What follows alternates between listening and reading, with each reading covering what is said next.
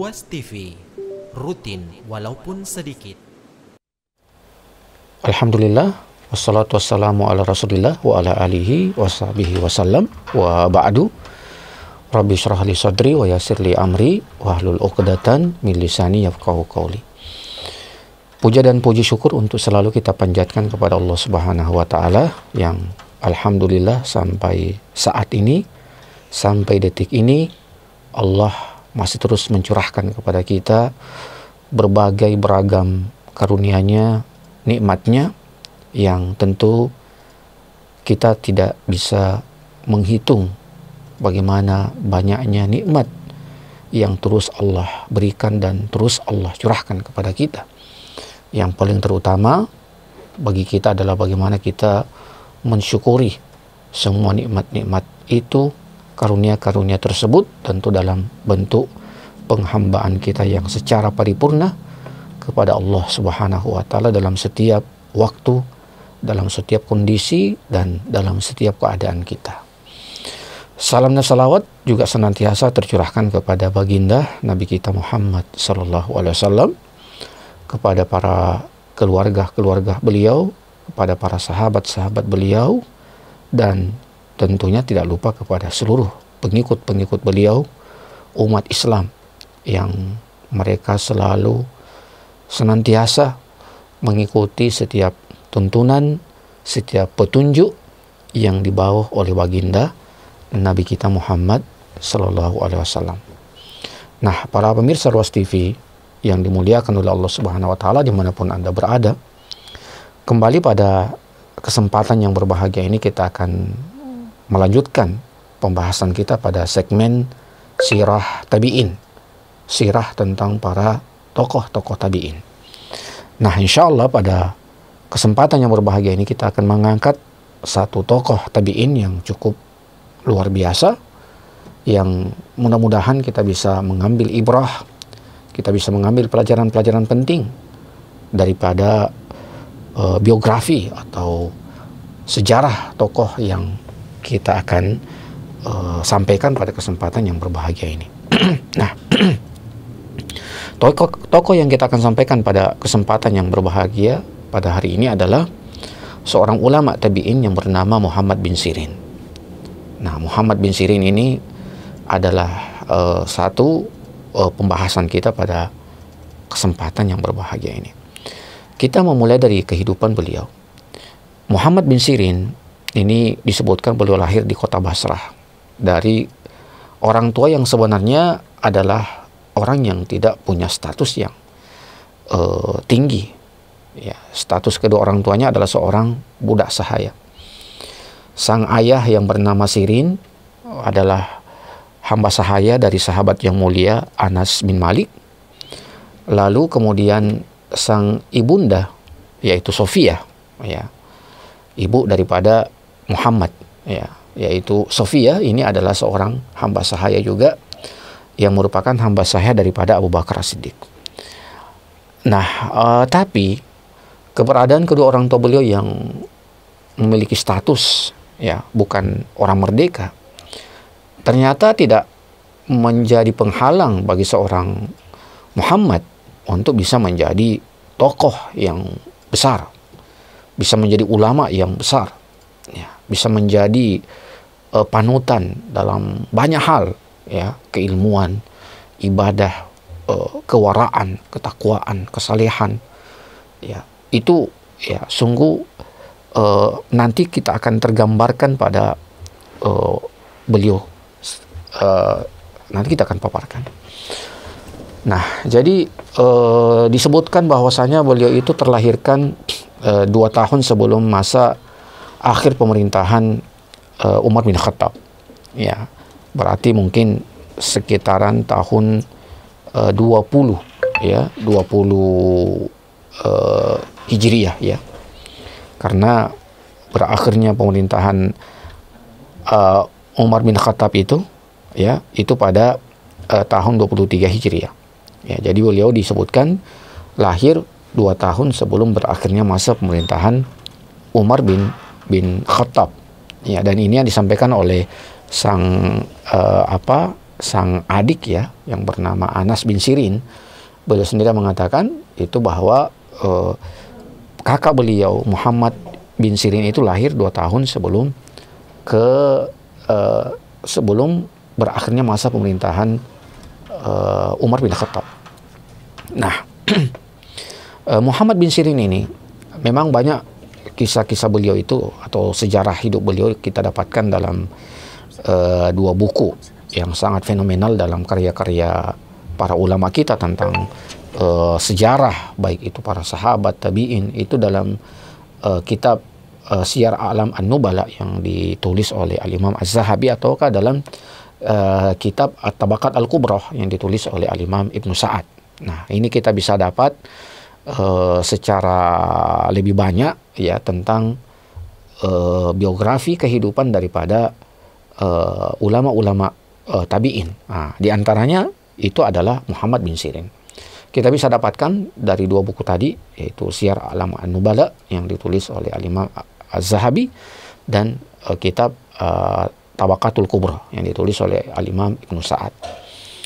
Nah, kemudian ya beliau memang tadi sebagaimana yang kita utarakan ya, lahir dari 2 orang tua yang status keduanya bukan seorang yang merdeka ya, tetapi subhanallah, status itu tidak menjadi penghalang bagi seorang Muhammad untuk menjadi manusia yang besar, menjadi tokoh yang besar, menjadi ulama yang robbani ya, dengan segala sifat-sifat keulamaan yang ada pada diri beliau ya. Nah, salah satu faktor yang memang begitu sangat mempengaruhi daripada kepribadian, keilmuan, ketokohan ya pada diri Muhammad bin Sirin itu adalah karena beliau hidup lebih banyak di lingkungan para sahabat. Nah, sahabat inilah yang kemudian yang memberikan banyak pengaruh kepada pribadi Muhammad bin Sirin. Ya. Ini yang sangat luar biasa karena berada pada lingkungan ya para manusia-manusia mulia. Ya, berada pada tempat ya manusia-manusia mulia, berada pada zaman manusia-manusia mulia. Ya, dan ini adalah satu hal yang menyebabkan mengapa kemudian Muhammad bin Sirin itu menjadi tokoh ulama dalam tokoh tabi'in ya, karena lingkungan di mana beliau berada.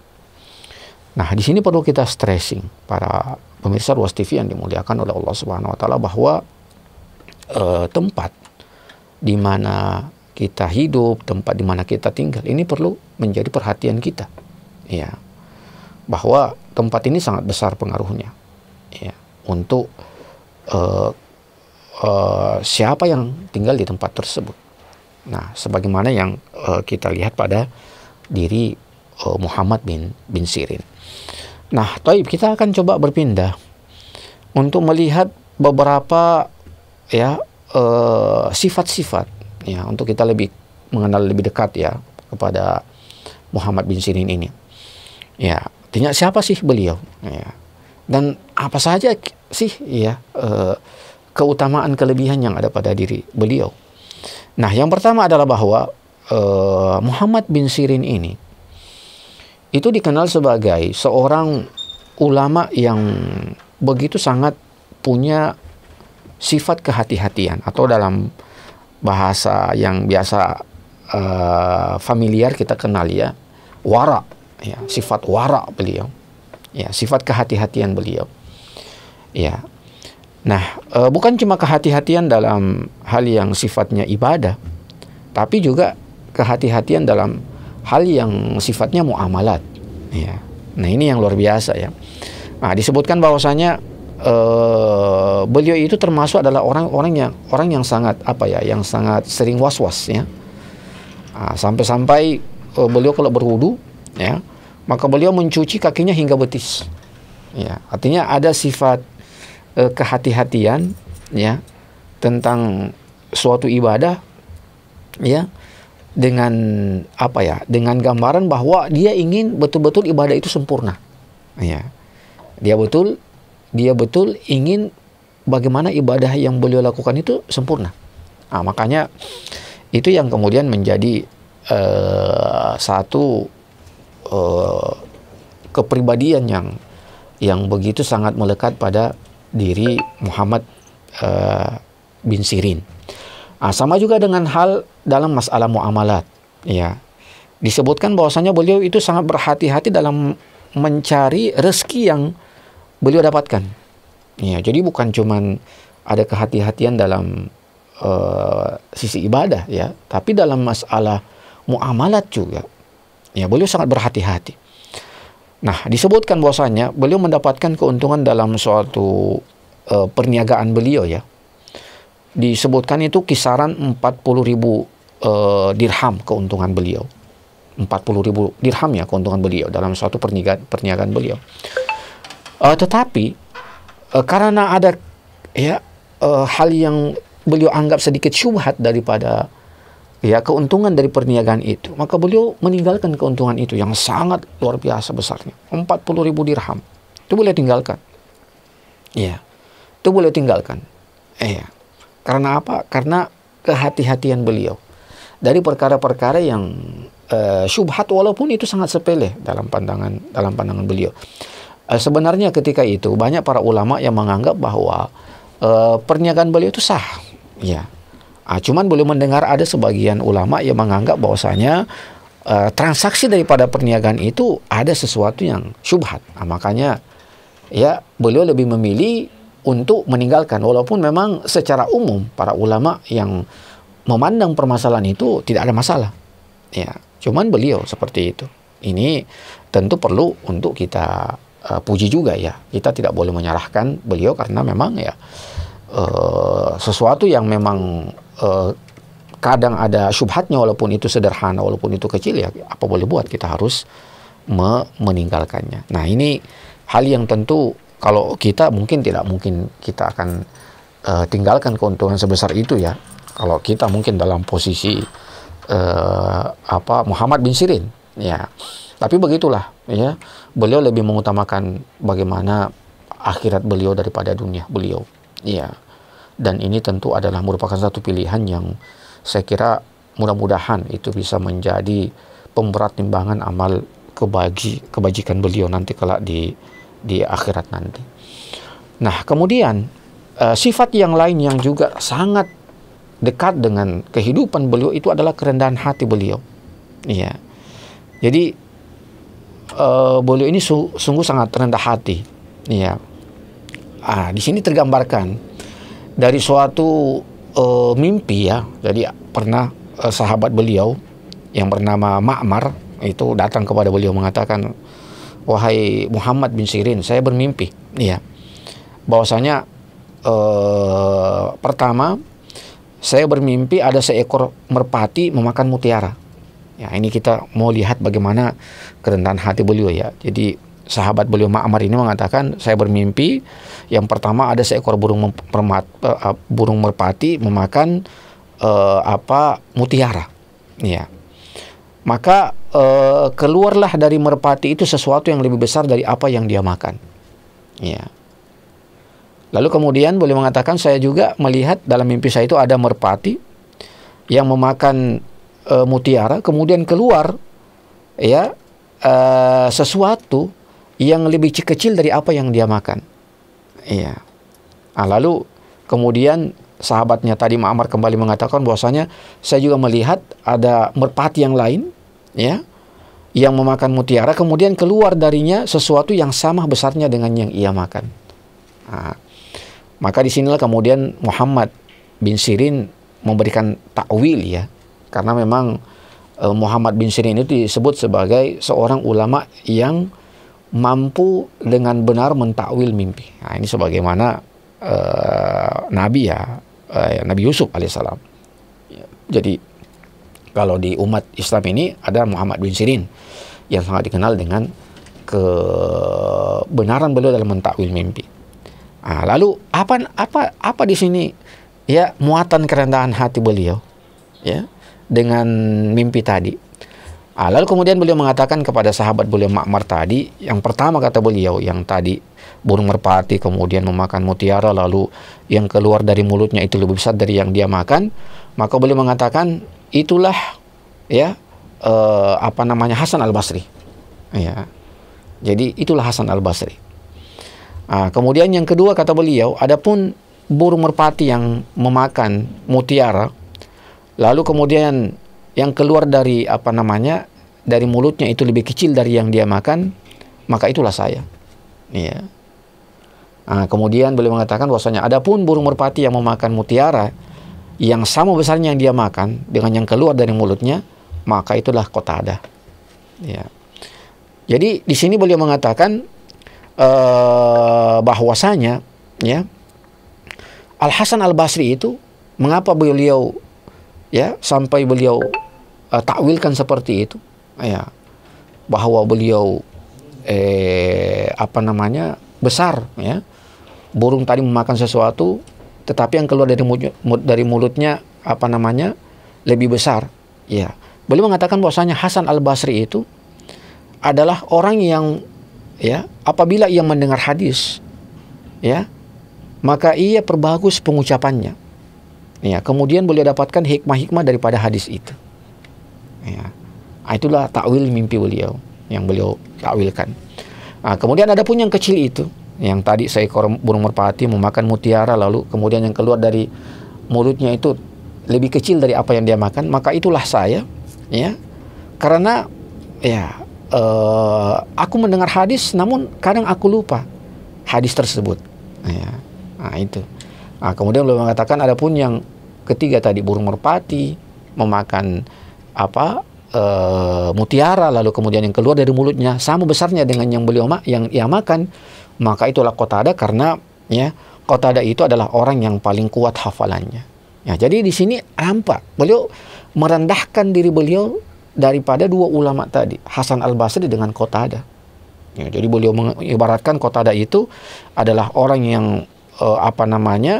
yang bagus mendengarkan hadis, ya, kemudian bagus mengucapkan hadis tersebut, kemudian bisa mengambil hikmah-hikmah daripada hadis itu. Adapun Qatadah, ya, adalah orang yang bagus, yang kuat hafalannya. Sementara saya, kata beliau, ini bentuk perendahan diri beliau, ya. Adapun saya, kata beliau, ya, itu ibaratnya tadi seperti burung merpati yang memakan mutiara, ternyata yang keluar dari mulutnya itu lebih kecil dari yang dia makan. Itu beliau gambarkan, ya, bahwasanya beliau mendengar hadis tetapi beliau lupa hadis tersebut. Nah, ini menandakan akan apa? Akan kerendahan hati daripada Muhammad bin Sirin. Kemudian juga karakter yang sangat luar biasa yang ada pada diri Muhammad bin Sirin adalah bakti beliau yang sangat besar kepada sang ibu. Ya, jadi disebutkan dalam beberapa kitab, ya, misalnya dalam kitab yang ditulis Al-Imam Al-Asbahani dalam kitab Siyar As-Salafus Saleh, itu disebutkan bahwasanya beliau apabila ibunda beliau berbicara kepada beliau, ya, maka beliau berusaha untuk mendengar dengan baik apa yang disampaikan oleh sang ibu, kemudian ia menunduk dan merendah pada ibunya. Ya. Jadi hari ini akhlak seperti ini yang mungkin sangat kurang dari anak-anak kita, dari diri kita, dari generasi kita. Ya. Bagaimana, ya, kita, ya, berbakti dengan bakti yang seutuhnya kepada orang tua kita. Ya, apalagi ibu, ya, yang memang derajat orang tua ibu kita ini lebih besar daripada ayah, ya, dalam beberapa hadis Nabi Sallallahu Alaihi Wasallam disebutkan, ya. Jadi luar biasa bakti seorang Muhammad bin Sirin, ya, makanya keberkahan pada hidup beliau, keberkahan pada ilmu beliau itu beliau dapatkan, beliau raih. Kenapa? Karena, ya, yang menjadi sebab Allah merahmati kita, yang menjadi sebab Allah memberkahi kita, itu ridho kepada kita, ya, itu orang tua kita, ya. Karena dalam sebuah hadis disebutkan bahwasanya sakhatullahi fi sakhatil walidaini, ya, kemurkaan Allah itu ada pada kemurkaan orang tua. Waridallahi fi ridal walidaini. Dan keridaan Allah itu ada pada keridaan orang tua. Ya, makanya mari kita berusaha untuk apa? Untuk selalu melakukan perbuatan yang apa? Yang diridhoi oleh orang tua kita, yang diridhoi oleh ibu kita, oleh ayah kita. Jangan kita melakukan perbuatan yang mereka tidak ridho kepada kita. Karena kapan kita melakukan perbuatan yang kedua orang tua kita tidak ridho atas perbuatan itu, maka Allah murka kepada kita. Dan ketika Allah murka kepada kita, maka kita jauh daripada rahmat Allah, kita jauh daripada keberkahan hidup. Nah, inilah yang berusaha untuk selalu diamalkan oleh seorang Muhammad bin Sirin, ya, untuk bagaimana bisa mendapatkan keridhaan orang tua, ya, sehingga dalam interaksi beliau dengan sang ibu tercinta itu betul-betul beliau menampakkan, ya, kelembutan, ya, kepada sang ayah atau sang ibu. Nah, ini sungguh sesuatu yang sangat penting untuk menjadi qudwah, teladan, ya, bagi kita di tengah krisis, ya, akhlak yang kita hadapi, yang kita alami hari ini. Bahkan juga disebutkan, ya, beliau itu seringkali, ya, dalam momen-momen yang begitu sangat besar, ya, misalnya momen perayaan Idul Adha, ya, atau perayaan Idul Fitri, itu beliau apa? Beliau membelikan baju untuk ibunda beliau, baju yang terbaik pada hari kemenangan itu, pada hari fitrah itu luar biasa, ya. Nah, ini, ya, mungkin dengan keadaan Muhammad bin Sirin ketika itu yang mungkin, ya, sederhana dalam kehidupan beliau, tetapi beliau tetap menyisihkan sebagian daripada, ya, harta beliau itu untuk orang tua beliau, ya. Inilah yang sungguh menjadi satu bakti kita kepada orang tua kita. Bagaimana uang kita itu bukan cuma untuk kekenyangan kita, untuk kepentingan kita, tapi ada yang kita sisihkan untuk orang tua kita. Nah, Ibnu Muhammad bin Sirin itu melakukannya, ya. Makanya ini yang membuat hati sang ibu gembira, hati sang ibu senang, ya, karena memang, ya, hal yang perlu untuk kita lakukan kepada orang tua kita adalah bagaimana menggembirakan hati mereka, menyenangkan hati mereka, membahagiakan hati mereka, bukan sebaliknya. Kita memurkakan hati mereka, kita menyakitkan hati mereka, kita, ya, membuat mereka sedih, itu tentu adalah hal yang sangat-sangat tidak pantas bagi seorang anak. Nah, jadi subhanallah, ya, sifat yang begitu sangat melekat pada pribadi daripada seorang Muhammad bin Sirin.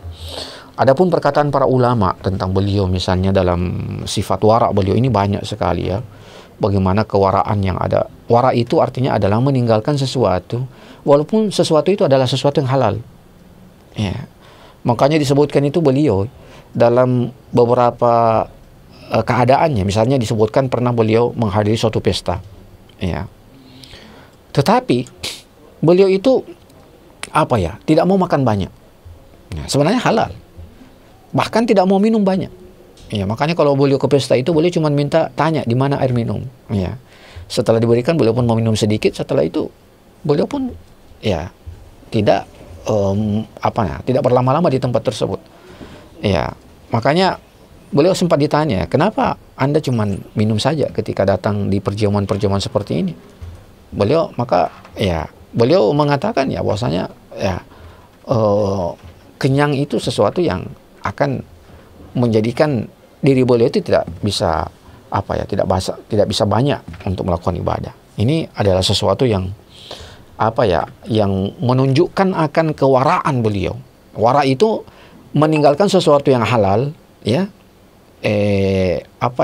meninggalkan sesuatu yang boleh sebenarnya, ya.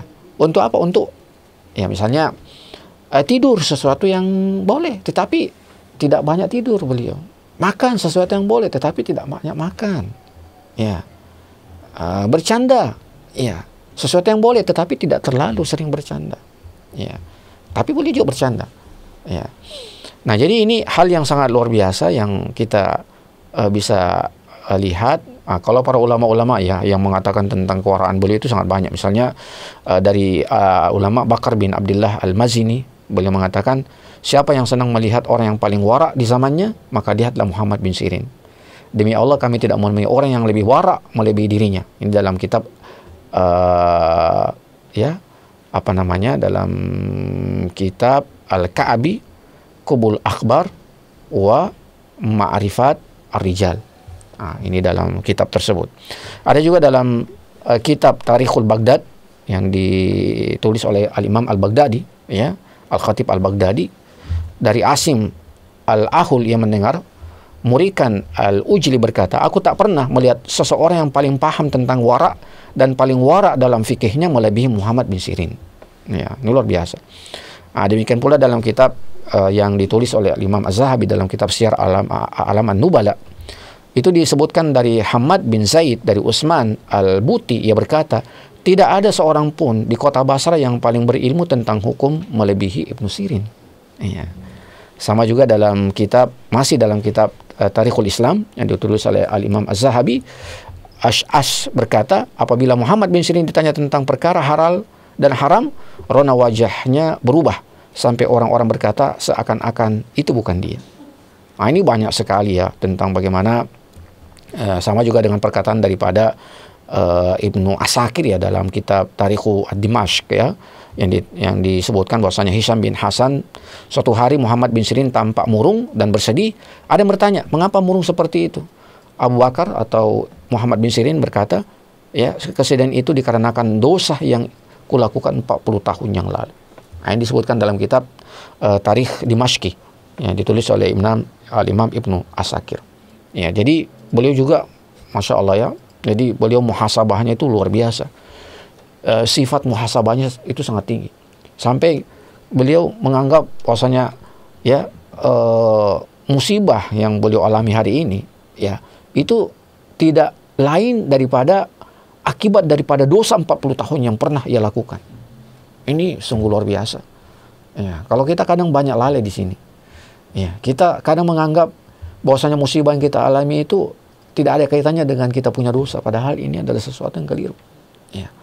Jadi tidaklah kita punya musibah yang kita alami, tidaklah itu kecuali ada kaitannya dengan apa? Dengan maksiat yang pernah kita lakukan, dengan dosa yang pernah kita lakukan. Nah, ini ya mungkin sebagai bahan cambukan kepada kita bahwasanya kadang kita santai-santai aja, kadang kita tenang-tenang saja dengan musibah yang kita alami. Ya, padahal itu sebenarnya adalah ya buah daripada apa maksiat ya yang pernah kita lakukan. Jadi mungkin ya kalau kita bermaksiat hari ini, mungkin 40 tahun, 50 tahun ke depan kita akan merasakannya itu. Ya, mungkin kita hari ini belum merasakannya, tapi bisa jadi pada beberapa tahun kemudian kita akan mendapatkan akibat daripada maksiat, dosa yang kita lakukan tersebut. Nah, ini adalah satu hal yang saya kira menjadi sesuatu yang mudah-mudahan bisa menjadi cambuk ya bagi kita untuk kita tidak bermudah-mudahan dalam melakukan maksiat, dalam melakukan dosa, apalagi dosa yang berkaitan dengan hak-hak Allah Subhanahu wa taala. Nah, demikian pula dalam sifat yang lain beliau, bahwasanya beliau itu sangat menjaga wibawa beliau, kehormatan beliau. Ya, jadi beliau berusaha untuk kehormatan beliau, wibawa beliau, walaupun beliau kadang mungkin bercanda, beliau kadang bergurau, ya. Beda ya, sebagian orang kalau sudah berada pada level tertentu, ya, dia sudah tidak mau lagi bergaul dengan orang, sudah tidak mau lagi bercanda, bergurau. Ini adalah hal yang tentu tidak sejalan dengan manhaj yang telah dilakukan oleh para ulama-ulama kita. Bahkan Nabi SAW, Nabi kadang bercanda, ya, Nabi kadang bergurau, ya. Beliau kadang disebutkan ya bercanda dengan seorang anak kecil, ya, bercanda dengan istri beliau, bergurau dengan seorang nenek tua. Itu ya gambaran kehidupan Nabi, karena hidup ini kan tidak boleh monoton semuanya, ya. Mau naik tinggi terus, tidak pernah turun, tidak. Seperti itu. Kita harus kadang naik, kadang turun, kadang lurus, kadang ke kiri, kadang kanan, merendah. Ya, itulah kehidupan. Ya. Jadi Muhammad bin Sirin ini adalah figur dalam banyak hal yang perlu untuk kita banyak mencontoh dari beliau. Adapun ibadah beliau ini subhanallah, ya. Disebutkan bahwasanya Ibnu Sirin punya kebiasaan membaca 7 wirid di malam hari. Ya. Jadi itu disebutkan dalam kitab Tabaqatul Kubra ya, yang ditulis oleh Ibnu Sa'ad. Kalau ada bacaan tersebut yang ia lewatkan, maka ia akan baca di siang hari. Ya. Sama juga disebutkan bahwasanya terbiasa berpuasa satu hari dan tidak berpuasa di hari berikutnya. Ini disebutkan dalam kitab Tarikhud Dimashq yang ditulis oleh Ibnu Asakir ya. Jadi ini kayak puasanya Nabi Daud ya. Hari ini puasa, besok tidak. Nah ini. Ya jadi puasa ini sungguh sangat luar biasa, karena puasa itu kan banyak mencegah ya untuk kita melakukan perbuatan-perbuatan dosa, maksiat. Ya makanya dalam sebuah sabda Nabi disebutkan tentang para syabab ya yang tidak mampu untuk berpuasa, tidak mampu menikah, ya silakan berpuasa, karena puasa itu mencegah, menjadi benteng, menjadi perisai untuk kita terjatuh pada perbuatan syahwat yang membinasakan kita. Nah, jadi banyak ya dalam kitab-kitab tentang bagaimana ibadah beliau. Juga disebutkan dalam kitab Tahzibul Kamal fi Asma'ir Rijal, itu disebutkan dari Bishr bin Umar, ia berkata, Ummu Ibad, istri dari Hisham bin Hasan, menyampaikan padaku, kami pernah singgah bersama Muhammad bin Sirin di suatu tempat, kami mendengar tangisnya di malam hari dan tawanya di siang hari. Jadi kalau beliau malam hari itu menangis, artinya beliau beribadah. Ya, jadi beliau jadikan malam hari itu untuk apa? Untuk ibadah. Ya, sementara siang hari beliau mencari dunia beliau mencari kebutuhan keluarga beliau, kebutuhan diri beliau, orang tua beliau. Nah, jadi beliau tidak serta-merta menjadikan harinya itu siang dan malam untuk ibadah, tidak. Ya, tapi beliau bagi. Ya, dan ini adalah satu perilaku yang sangat-sangat pertengahan. Ya. Kemudian itu banyak sekali ya. Kalau disebutkan beliau masuk pasar, itu beliau pokoknya tidak kering lisan beliau itu dari tasbih, tahmid, takbir, ya. Dan itu subhanallah, ya, tentu menjadi satu ibadah yang bukan cuma dalam ibadah-ibadah yang sifatnya badaniyah, ya, tapi ada juga ibadah-ibadah yang sifat yang lain. Nah ini mungkin dan yang paling terakhir itu tentang tafsir mimpi beliau. Memang disebutkan beliau ini seorang yang sangat pandai dalam mentafsir mimpi, ya. Jadi disebutkan bahwasanya ada orang yang pernah datang kepada beliau mengatakan bahwasanya aku udah bermimpi bahwa aku menjilat madu dari sebuah gelas minum yang terbuat dari permata, ya. Maka Ibnu Sirin kemudian menjawab bahwasanya bertakwalah kepada Allah, ulangilah hafalan Al-Qur'anmu karena sesungguhnya engkau membacanya kemudian melupakannya. Ini luar biasa ya, takwil mimpi beliau, ya. Dan juga ada orang yang bertanya kepada beliau, aku bermimpi buang air kecil darah. Ia menjawab, apakah kau mendatangi istrimu dalam keadaan haid? Ya. Maka orang tadi mengatakan iya. Maka Ibnu Sirin mengatakan, bertakwalah kepada Allah dan jangan kau ulangi hal itu. Ya, jadi kalau ada orang bermimpi, ya, dia buang air kecil darah, itu, ya, kalau takwilnya di sini adalah orang tadi itu sempat atau pernah mendatangi istrinya dalam keadaan haid. Ya. Nah ini, ya, sungguh luar biasa, ya, kemampuan beliau dalam mentakwil mimpi. Ya, tentu apa yang beliau takwilkan dari mimpi-mimpi itu tidak terlepas daripada ilham dari Allah Subhanahu wa taala. Ya, karena orang-orang soleh, orang-orang baik, ya, orang-orang beriman, itu apa yang mereka ucapkan, apalagi kalau kita lihat dari Ibnu Sirin, ya, yang penuh dengan sifat wara beliau, sifat takut beliau, maka apa yang keluar dari lisan beliau, dari ucapan beliau, itu adalah merupakan ilham dari Allah Subhanahu wa taala. Nah, ini saya kira para pemirsa Ruas TV yang dimuliakan oleh Allah Subhanahu wa taala, apa yang kita bisa sampaikan, ya, kita bisa berbagi daripada ketokohan seorang Muhammad bin Sirin, seorang ulama yang sangat terkenal. Beliau disebutkan wafat pada tahun 110 Hijriah, ya, dengan mewariskan kepada kita banyak kebaikan, meninggalkan kepada kita banyak ya, akhlak-akhlak kepribadian yang luhur, yang walaupun beliau telah wafat, tetapi kepribadian beliau, akhlak beliau, ilmu beliau itu masih tetap tertulis dalam kitab-kitab sejarah para ulama. Apalagi banyak ya kisah hidup beliau itu tertulis dalam kitab-kitab ulama kibar seperti Al-Imam Ibnu Sahabi, Ibnu Asakir, Ibnu Sa'ad. Ya, ini adalah hal yang sangat luar biasa.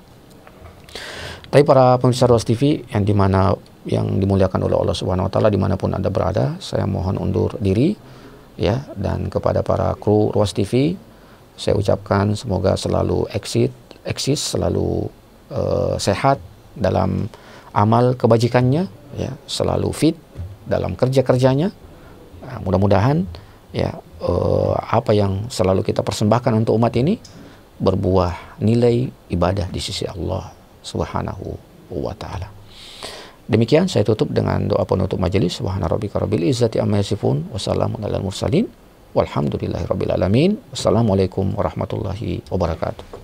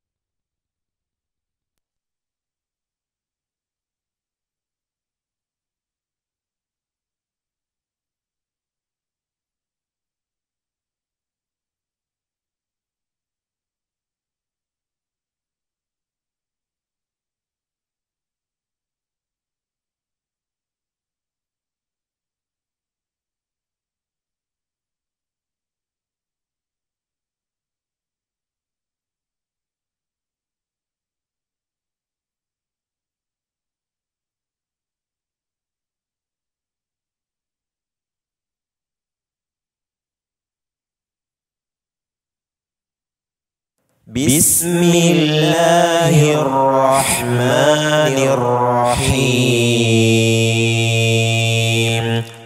Tabarakalladzi biyadihil mulk wa huwa ala kulli syai'in qadir. Alladzi khalaqal mauta wal hayata liyabluwakum ayyukum ahsanu amala wa huwal azizul ghafur.